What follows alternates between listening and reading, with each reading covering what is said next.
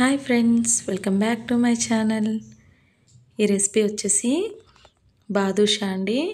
తక్కువ ఇంగ్రీడియంట్స్తో పర్ఫెక్ట్ బాదుషాని జ్యూసీగా టేస్టీగా ఎలా చేసుకోవాలి అనేది టిప్స్తో సహా షేర్ చేస్తాను, చూసేయండి. బౌల్ తీసుకొని ఇందులోకి 1.5 కప్పు మైదా వేసుకుంటున్నానండి. నెక్స్ట్ ఇదే ఫ్లోర్లోకి పించ్ ఆఫ్ సాల్ట్ వేసుకుంటున్నానండి. 1/2 teaspoon baking soda, 1/2 teaspoon baking పౌడర్ని యాడ్ చేసుకోండి. మనం తీసుకున్న క్వాంటిటీకి 1/2 teaspoon baking soda, 1/2 teaspoon baking powder సరిపోతుందండి కరెక్ట్గా. ఇందులోకి మెల్ట్ చేసుకున్న గీ అండి, ఇది గీ అయినా యాడ్ చేసుకోవచ్చు, డాల్డా అయినా యాడ్ చేసుకోవచ్చు. నేను గీ వేసుకుంటున్నాను. గీ యాడ్ చేసుకున్న తర్వాత ఇలా మిక్స్ చేసేసుకోవాలి. అంతా కలిసేలాగా వీడియో క్లిప్లో చూపిస్తున్నట్టుగా ప్రెస్ చేస్తూ మిక్స్ చేసుకోవాలండి. కన్సిస్టెన్సీ అనేది ఇలా ముద్ద చేస్తే ముద్దగా అవ్వాలి.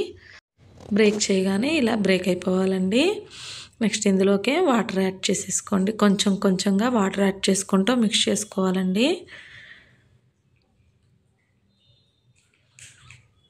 మరీ లూజుగా కాకుండా గట్టిగా కాకుండా మీడియంగా కలుపుకోండి.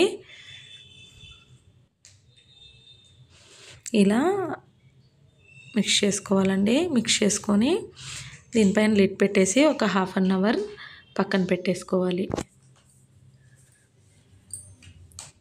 నెక్స్ట్ ఒక బౌల్ తీసుకొని 1.5 కప్పు మైదా తీసుకున్నాం కదండి, 1.5 కప్పు షుగర్ తీసుకోండి.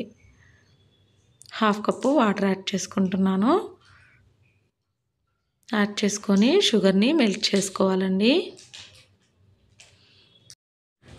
కొత్తగా ఎవరైనా వీడియోస్ చూస్తున్నట్టయితే ప్లీజ్ లైక్ చేసి, షేర్ చేసి, సబ్స్క్రైబ్ చేసుకోండి.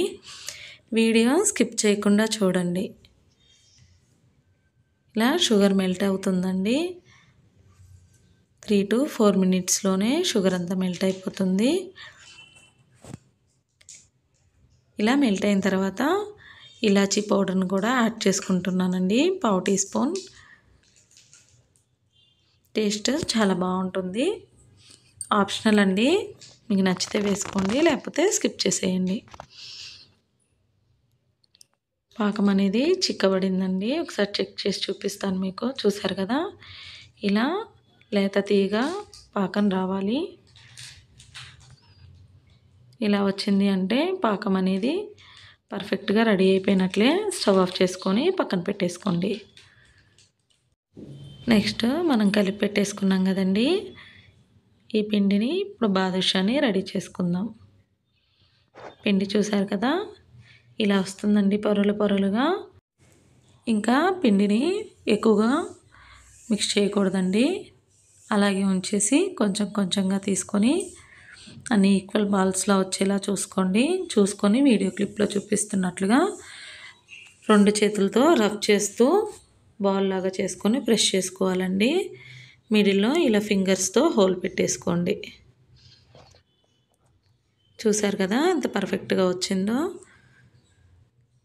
ఈ సైజులో చేసుకుంటే మనకి ఆయిల్లో వేసిన తర్వాత సైజ్ అనేది డబుల్ అవుతుందండి. చూసారు కదా, ఇలా 1 by 1 అన్నీ చేసి పెట్టేసుకోవడమే. మనం హ్యాండ్స్తో ఇట్లా రబ్ చేయాలండి. రబ్ చేస్తూ చేసుకోవడం వల్ల బాదుషా అనేది పొరలు పొరలుగా జ్యూసీగా చాలా బాగుంటుంది. ఇలా అన్ని బాదుషాలని రెడీ చేసేసుకోవడమేనండి. నెక్స్ట్ ఒక ప్యాన్లో ఆయిల్ తీసుకోండి. కొంచెం వేడైతే సరిపోతుందండి. కొంచెం హీట్ అవ్వగానే వెంటనే ఈ బాదుషాలని అందులో వేసేసుకోండి. ఫ్లేమ్ అనేది లో ఫ్లేమ్లోనే ఉండాలండి. హై ఫ్లేమ్లో పెట్టి కుక్ చేసుకుంటే పైనంతా కలర్ త్వరగా చేంజ్ అయిపోతుందండి. లోపల పిండి అనేది అంత పర్ఫెక్ట్గా కుక్ అవ్వదు. బాదుషా అనేది పర్ఫెక్ట్గా ఉండదండి. లో ఫ్లేమ్లో పెట్టి మాత్రమే కుక్ చేసుకోవాలి. 3 to 4 మినిట్స్ టైం పడుతుందండి ఇవి ఫ్రై అవ్వడానికి. ఇవి ఇలా కొంచెం ఫ్రై అయిన తర్వాత మీడియం ఫ్లేమ్కి అడ్జస్ట్ చేసుకోండి. లో టు మీడియం ఫ్లేమ్లో మాత్రమే ఫ్రై చేసుకోవాలండి. ఇలా లో ఫ్లేమ్లోనే ఫ్రై చేసుకోవాలండి, రెండు వైపులా తిప్పుతూ. ఇలా ఫ్రై చేసుకోవడం వల్ల పొరలు పొరలుగా వస్తుందండి బాదుషా అనేది. చూసారు కదా, కలర్ చేంజ్ అయిపోయింది. ఫ్లేమ్ అనేది మీడియం ఫ్లేమ్లోకి అడ్జస్ట్ చేసుకొని 30 to 40 సెకండ్స్ ఫ్రై చేసుకుంటే బాదుషా అనేది రెడీ అయిపోతుందండి. ఇక తీసి పక్కన పెట్టేసుకోవడమే. నెక్స్ట్ మనం ఆల్రెడీ రెడీ చేసి పెట్టుకున్న షుగర్ సిరప్ గోరువెచ్చగా ఉండేలాగా చూసుకోండి. కూల్ అయితే మళ్ళీ ఒకసారి గోరువెచ్చగా వేడి చేసి తీసుకోండి షుగర్ సిరప్ అనేది. అప్పుడే బాదుషాకి పర్ఫెక్ట్గా పడుతుందండి. చూశారు కదా, ఫ్రై చేసుకున్న బాదుషాలని అందులో వేసుకొని 30 సెకండ్స్ అలా ఉంచేసి తీసేసుకోవడమేనండి.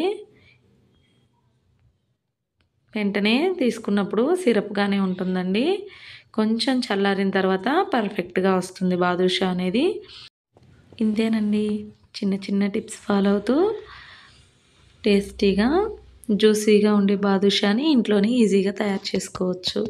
మీకు ఈ రెసిపీ నచ్చినట్లయితే మీరు ట్రై చేసి మీకు ఎలా వచ్చిందనేది నాకు కామెంట్స్లో తెలియజేయండి. Thank you for watching.